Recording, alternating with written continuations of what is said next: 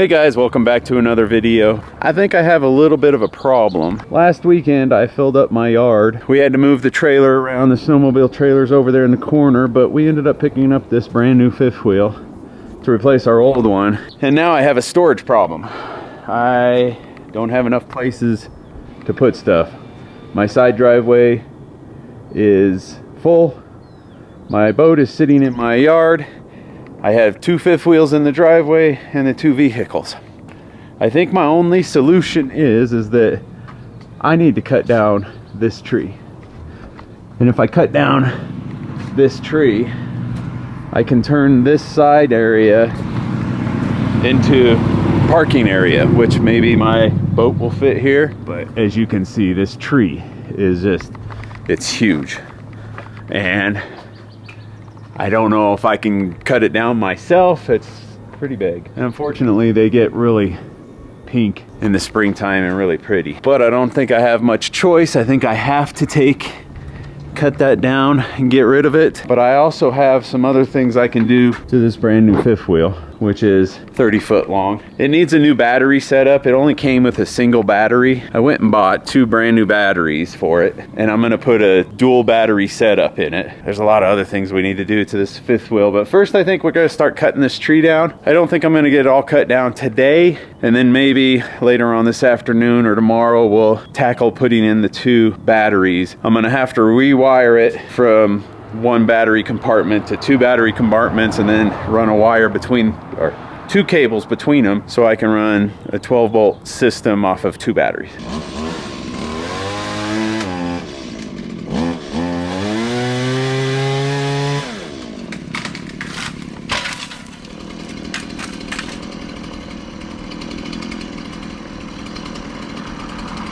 Yes, I know what everybody's gonna say. Where's my safety equipment? Well, I don't have any. I don't use a chainsaw very much, and I can't. The safety equipment's always expensive, and I just never think of it until last minute. Plus, on top of that, you guys saw the same mistake that everybody makes when they're cutting a tree. Cut a limb off. I cut that limb off, and this big limb here came down, kicked out, and almost kicked the ladder out from under me. You'll see it in the time lapse. It's kind of funny. Come close to knocking the ladder out from under me. Not funny, but still kind of funny.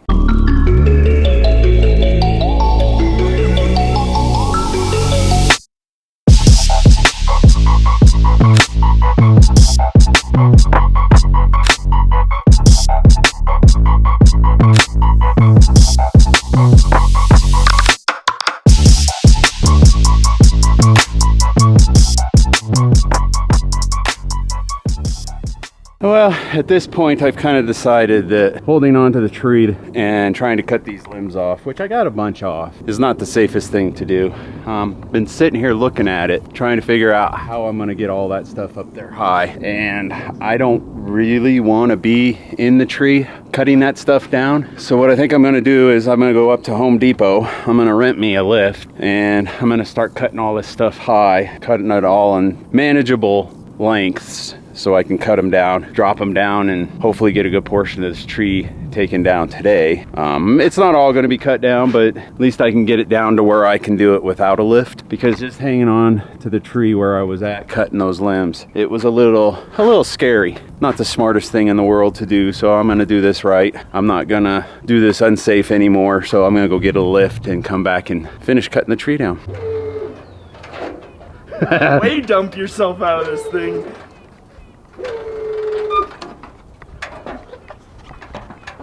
This is what happens when you give a 20-year-old, 24-year-old a toy. This is the lift. This is the lift I went and got to help cut with the trees. I get back, and Dylan has to be messing around with it. He doesn't even have the chainsaw, so he's not gonna help me none. How are you gonna do something if you don't got the chainsaw? Watch. Well, you're not helping. That's not. Don't do that this high up. Oh, and I can extend myself? Oh, yeah. Go the other way. I don't like that.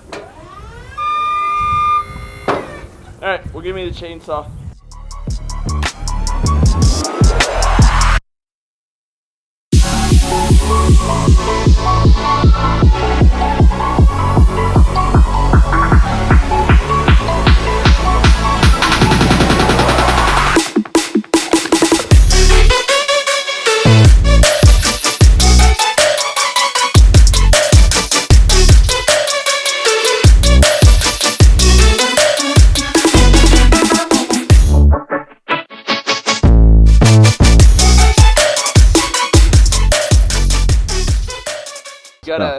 Put your cameras in the trees to get the good shots.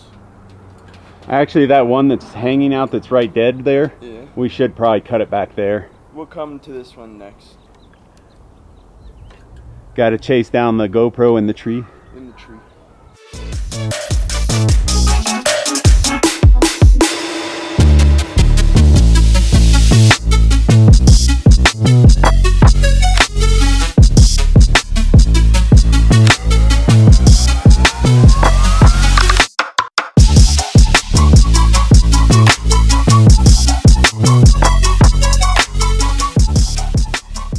And just like that, renting a lift for an hour and the tree's down. I got a heck of a lot of mess with all the branches and everything that I still have to clean up, but the tree's 75% down. Now I just have to cut the rest of it down, grind the stump, and we can make this a driveway. But now I think we've spent enough time chopping the tree down. I think it's time we start to work on the batteries for this new fifth wheel and see if we can't get a new electrical system hooked up in that. Got all my stuff here for the 2 battery setup. 2 brand new batteries, cables, wire, everything I need to install a 2 battery setup and run 12 volts off of 2 batteries, which should double my time that I can run off grid. So what I'm going to do is I'll end up running positive to positive, negative to negative, run them in parallel, and then run a positive off of 1 battery and a negative off the other for the trailer, which will give me the 12 volts to run the trailer. What I need to do first is I need to take and pull this box out.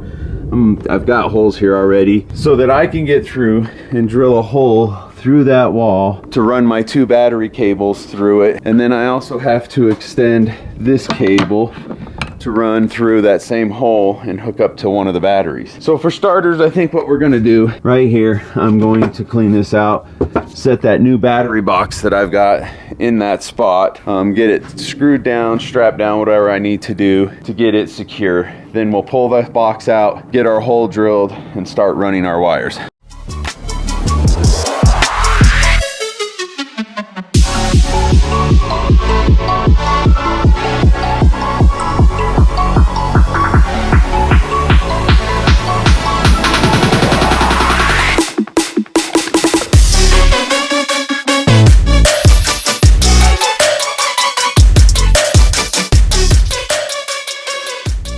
All right, I got my holes drilled. As you can see, I've got 2 holes there, and they go all the way through into this compartment here. So now I'm ready to run my wire. I actually think this wire is going to be long enough to get me in to the battery compartment and hook up, so I may not have to add wire to this one. I also may not have to add wire to this one.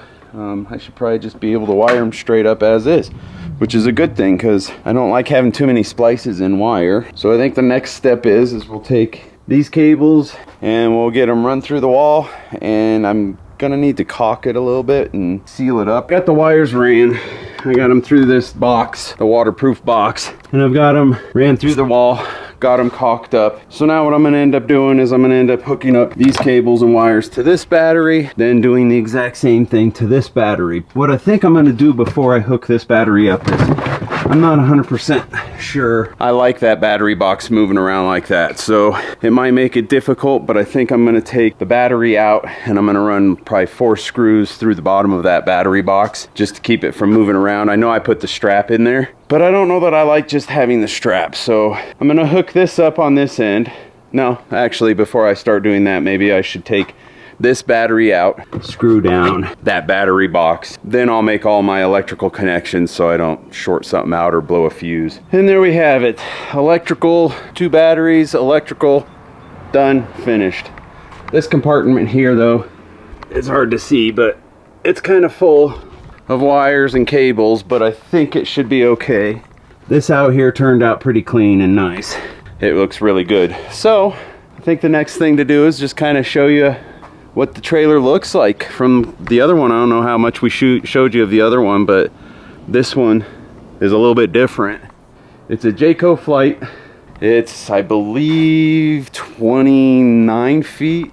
Numbers on the side, 27.5 BHS, which makes it a bunkhouse.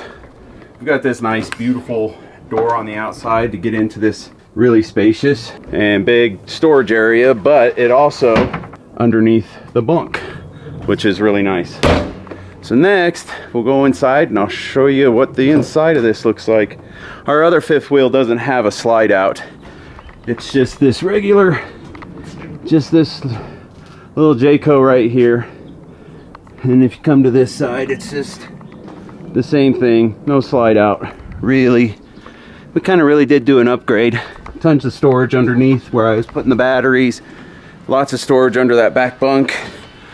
We come in, have the lights on, and it's actually pretty bright in here. It's brighter than the other trailer. So there's the upper bunk. Doesn't really have a door for it or anything, but at least we can stand and walk around the edge of the bed. The other one, you couldn't. So there's the upper bunk. It's kind of hard to see, but gives you a really nice wide open area. Gives you a nice wide open area to walk around in. Just a nice little small kitchen, nothing too big. But then you get back here and we have the bunk beds. Excuse the mess for a little bit. We're trying to move everything from the old fifth wheel into this one, so we're kind of a little bit of a mess and trying to organize the trailer. So right here we have just the little sink and mirror medicine cabinet, and then we got this nice little bar for our shower to bring it out to where you have a lot of room in the shower. It's just your normal toilet. And this is our new toy for the summer. It's gonna be real nice to have this, spend a week in here, no problem. Nice open area, a lot of room for a lot of people. I mean, it's just me, the wife, and Dylan, but we have more than enough room. We can sleep, I think, 6 to 4, 5, 6, 7 people we can sleep in here. A really nice 2006 fifth wheel. Still got a lot more things to do to it. There's little knickknacks here and there that I found that I need to fix, but we'll just keep slowly working on it and get it ready for the summer. With that being said, I think this is a good place to end the video. If you enjoyed what you saw, please leave a comment down below. Give us a thumbs up, it really helps the channel. And don't forget to subscribe, and we'll see you next Wednesday.